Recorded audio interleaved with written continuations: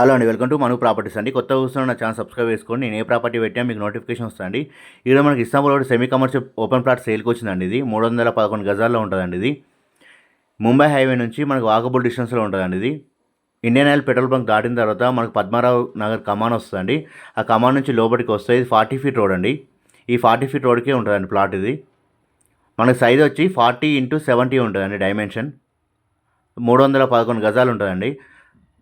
So full commercial use చేసుకోవచ్చు అండి. ఇది హాస్పిటల్కైనా, స్కూల్కైనా, రెసిడెన్షియల్ దేనికైనా పనిచేస్తుందండి.